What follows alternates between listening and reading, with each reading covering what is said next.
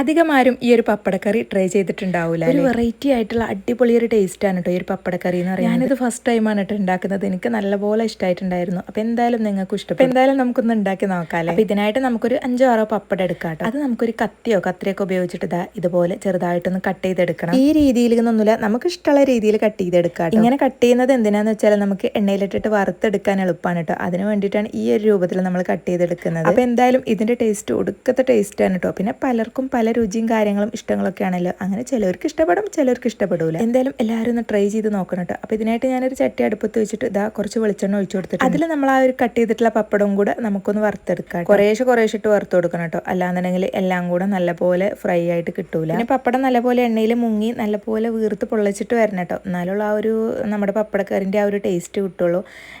കുറച്ച് എണ്ണയിൽ കുറേ പപ്പടം ഇട്ട് കഴിഞ്ഞാൽ വേവൂല. അപ്പോൾ നമ്മുടെ ആ ഒരു കറിൻ്റെ ടേസ്റ്റ് കിട്ടൂല കേട്ടോ. അപ്പോൾ അതെന്തായാലും നമ്മൾ ഇത് വറുത്തെടുക്കുമ്പോൾ ശ്രദ്ധിക്കണം. പപ്പടം പൊരിക്കാൻ വെളിച്ചെണ്ണ യൂസ് ചെയ്യാൻ കാരണം ഈ ഒരു എണ്ണയിലാണ് പിന്നെ നമ്മൾ ബാക്കിയുള്ള പരിപാടിയും കാര്യങ്ങളൊക്കെ ചെയ്യുന്നത്. പപ്പടമൊക്കെ വറുത്ത് കഴിഞ്ഞാൽ നമുക്ക് ആ ഒരു എണ്ണയിലോട്ട് തന്നെ കുറച്ച് കടുക് ഇട്ട് കൊടുത്തിട്ട് അത് നല്ലപോലെ പൊട്ടുമ്പോൾ ഒരു ചെറിയ സവാള അതുപോലെ അരിഞ്ഞിട്ട് കൊടുക്കാം. മസാല കുറച്ച് കൂടുതലൊക്കെ വേണ്ടവർക്ക് 2 ഉള്ളി 3 ഉള്ളി വലിയ സവാളയൊക്കെ ചേർത്ത് കൊടുക്കാം. ഞാനിപ്പോൾ ഒരു മീഡിയം സൈസിലുള്ള ഒരു സവാള ചേർത്ത് കൊടുത്തിട്ട് 1 ടീസ്പൂൺ ഇഞ്ചി വെളുത്തുള്ളി പേസ്റ്റ് ചേർത്ത് കൊടുക്കുക കേട്ടോ. നമ്മുടെ ഈ ഒരു പേസ്റ്റിൻ്റെ കളർ ഞാൻ കുരുമുളക് ചതച്ച ആ ഒരു ഉരലിലിട്ടിട്ടാണ് ചതച്ചിട്ടുള്ളത്. അതാണ് ഈ ഒരു കളർ. പിന്നെ 2 പച്ചമുളകോ ചുമന്നമുളകോ ചേർത്ത് കൊടുക്കുക. എന്നിട്ട് ഇതാ നല്ലപോലെ ഒന്ന് വഴറ്റി കൊടുക്കുക കേട്ടോ. പിന്നെ നമുക്ക് ഇതിലേക്ക് വേണ്ടത് അത്യാവശ്യം ഒരു 2 തണ്ട് കറിവേപ്പില, ഒരു ചെറിയൊരു തക്കാളി കേട്ടോ. ഇതും നല്ലപോലെ ഒന്ന് കട്ട് ചെയ്തിട്ട് ഇതിലോട്ട് ചേർത്ത് കൊടുക്കുക.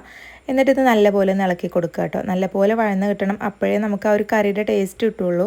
പച്ചമണമൊക്കെ മാറി കിട്ടണം. നല്ലപോലെ പച്ചമണമൊക്കെ മാറി കിട്ടിയതിന് ശേഷം നമുക്ക് പൊടികളും കാര്യങ്ങളൊക്കെ ചേർത്ത് കൊടുക്കാം. ഞാനിവിടെ കാശ്മീരി ചില്ലി പൗഡറാണ് കേട്ടോ ചേർത്ത് കൊടുത്തിട്ടുള്ളത്. 1/2 ടീസ്പൂണാണ് ചേർത്ത് കൊടുത്തിട്ടുള്ളത്. അതുപോലെ തന്നെ മല്ലിപ്പൊടിയും മഞ്ഞപ്പൊടിയും 1/2 ടീസ്പൂണാണ് കേട്ടോ ചേർത്ത് കൊടുത്തിട്ടുള്ളത്. ഇനി 1 ടീസ്പൂൺ കുരുമുളക് പൊടിയും 1/4 ടീസ്പൂൺ നമ്മുടെ ഗരം മസാലയും കൂടെ ചേർത്ത് കൊടുക്കുക. പാകത്തിന് ഉപ്പും കൂടെ ചേർത്ത് നല്ല പോലെ ഒന്ന് ഇളക്കി കൊടുക്കുക. നമ്മൾ ഈ പൊടികൾ ചേർക്കുമ്പോൾ തീ ലോ ഫ്ലെയിമിൽ ഇട്ടിട്ട് വേണം കേട്ടോ ഇളക്കി കൊടുക്കാനായിട്ട്. അല്ലെങ്കിൽ ഇത് എന്തായാലും അടി പിടിച്ചിട്ട് കരിഞ്ഞു പോകും.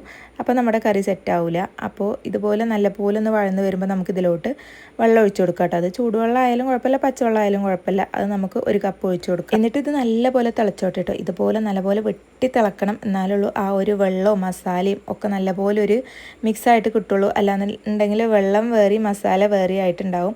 അങ്ങനെ ഇതുപോലെ നല്ലപോലെ വെട്ടി തിളക്കുമ്പോൾ നല്ലപോലെ ഒന്ന് ഇളക്കി കൊടുത്തിട്ട് നമുക്ക് ഈ ഒരു വറുത്ത് വെച്ചിട്ടുള്ള കട്ട് ചെയ്തിട്ടുള്ള ഈ ഒരു പപ്പടം ഇതിലേക്ക് ആഡ് ചെയ്ത് കൊടുക്കുക കേട്ടോ. അപ്പോൾ നമുക്കിതൊരു പൊടിഞ്ഞു പോകുക അങ്ങനത്തെ പ്രശ്നങ്ങളൊന്നും വരില്ല കേട്ടോ. നമുക്ക് തോന്നും ഈ ഒരു പപ്പടം ഇട്ട് കൊടുക്കുമ്പോൾ അതാകെ പൊടിഞ്ഞ് അങ്ങോട്ടും ഇങ്ങോട്ടും ഒക്കെ ആവില്ലെന്ന്. ഒരു പ്രശ്നവും വരില്ല. നമ്മൾ ആ ഒരു ഇട്ട രൂപത്തിൽ തന്നെ അതിങ്ങനെ കുഴഞ്ഞ് കിടന്നിട്ടുണ്ടാവും. അതിലോട്ട് ഈ മസാല കൂടെ അങ്ങോട്ട് പിടിക്കുമ്പോൾ ഭയങ്കര ടേസ്റ്റാണ് കേട്ടോ.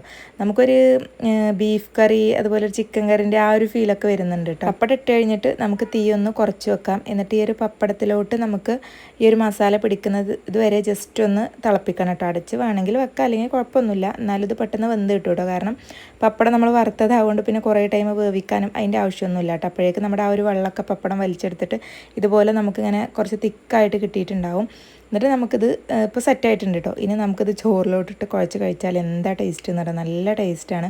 കൂടുതൽ ലൂസില്ല കറിയും കാര്യങ്ങളും അങ്ങനെയൊന്നും വേണ്ട കേട്ടോ. ഇതൊന്നൊരു 1-2 സ്പൂൺ നമുക്ക് ചോറിലോട്ടിട്ട് കുഴച്ച് കഴിക്കുകയാണെങ്കിൽ ഭയങ്കര ടേസ്റ്റാണ്. ഞാൻ എപ്പോഴും വിചാരിക്കുന്നൊരു സംഭവമാണ് പപ്പടക്കറി വെക്കണം. വെക്കുമ്പോൾ എന്തായാലും നിങ്ങൾക്കും കൂടെ കാണിച്ചു തരാം, എന്നിട്ട് ഞാൻ വെക്കുള്ളൂ എന്നൊക്കെ വിചാരിച്ചിട്ട് അങ്ങനെ ഞാൻ ട്രൈ ചെയ്തിട്ടുള്ള ഒരു സംഭവമാണ് കേട്ടോ. അപ്പോൾ ടേസ്റ്റ് ഉണ്ടെങ്കിൽ നിങ്ങൾക്കും കൂടെ കാണിച്ചു തരാമെന്ന് വിചാരിച്ചിട്ടായിരുന്നു. അപ്പോൾ എനിക്ക് എന്തായാലും നല്ലപോലെ ഇഷ്ടമായിട്ടുണ്ട്. അപ്പോൾ ഇതുവരെ ട്രൈ ചെയ്യാത്തവരുണ്ടെങ്കിൽ ഒന്ന് ട്രൈ ചെയ്യാം കേട്ടോ. ഇഷ്ടമായാലും ഇല്ലെങ്കിലും ഫീഡ്ബാക്ക് കമൻറ്റ് ബോക്സിൽ അറിയിക്കുക. ഇനി അടുത്ത നല്ലൊരു വീഡിയോ ആയിട്ട് കാണാം കേട്ടോ. സബ്സ്ക്രൈബ് ചെയ്യാനും ലൈക്ക് ചെയ്യാനും മറക്കല്ലേ കേട്ടോ.